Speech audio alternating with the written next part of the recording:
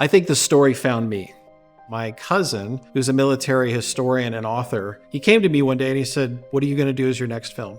And I said, "Dave, I don't know." I said, "I'm tired. I'm kind of, need a break." And he said, "Well," he goes, "I interviewed a veteran for a book that I'm writing. And he said, he told me about this story about a train, but I don't really know much more than that. Maybe it would be an interesting story."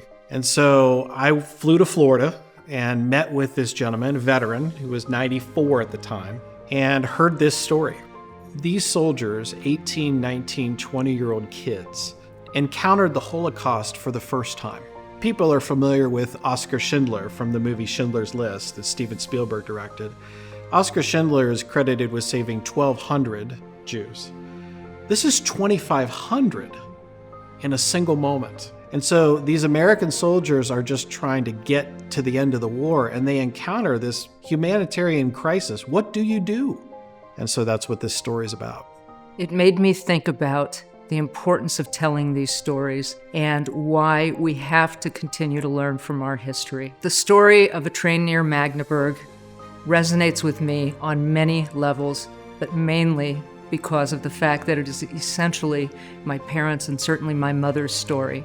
My mother was taken away from her family at age 14. She was shipped from ghetto to work camp to concentration camp.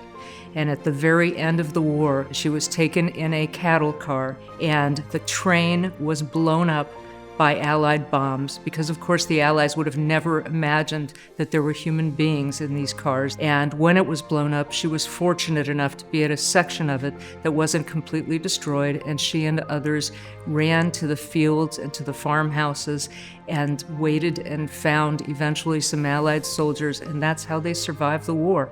I think the thing that was really impactful to me when I met Marlene and talked with her is I was able to provide her more information about her mom. There were 3 trains that left Bergen-Belsen. Marlene's mom was on one of the trains, not the train in this story, but on one of the other trains. It was really a wonderful experience to just share that with her and have us learn from each other. And so it's been wonderful for me to be able to connect with her on that level.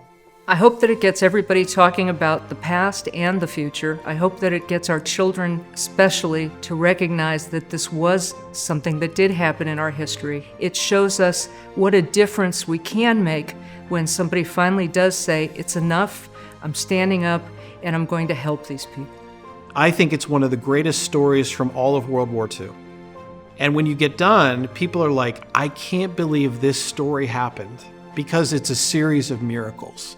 America needs this story. We need this story.